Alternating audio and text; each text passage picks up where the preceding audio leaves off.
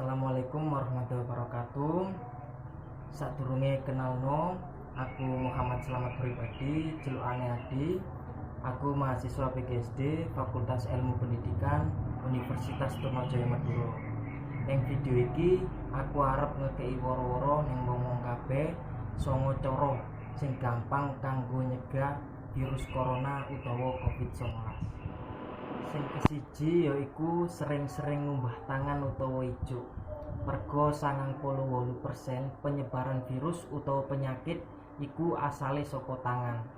Dadi ijuk gawe sabun lan banyu sing ngalir iku iso mateni bakteri lan virus. Sing keloro yaiku aja njemuk wilayah rai.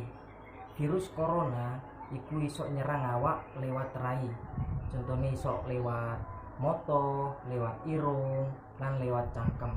Mergo area telu iku gampang seru ditemok karo tangan. Sing ketelu, hindarono salaman. Hindari kontak kulit kaya salaman karo rangkulan iku iso nyegah penyebaran virus corona. Sing kepapat, ojo karonan barange dhewe. Penting gawe awak dhewe cegah karonan barang kaya karonan peralatan mangan, sedotan, HP lan suri. Gawe peralatane dhewe supaya awak dhewe iki sehat lan nyegah ketularan virus corona utawa COVID-19. Sing kelima yaiku etika nalika wahing lan watuk. Salah sijine penyebaran virus corona iku iso liwat angin.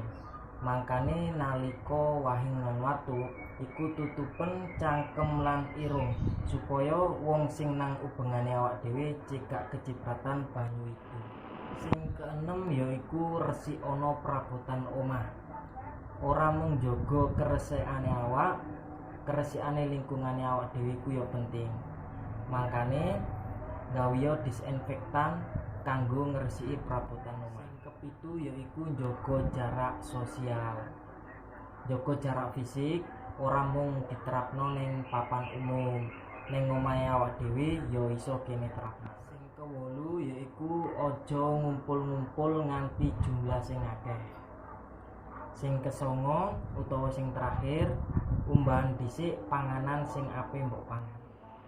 Matur suwun gawe kanca-kanca sing ndelok video iki, terutami ibu dosen, Ibu Reka Meliani. Muga-muga video iki bermanfaat gawe kanca-kanca kabeh. Matur suwun. Wassalamualaikum warahmatullahi wabarakatuh.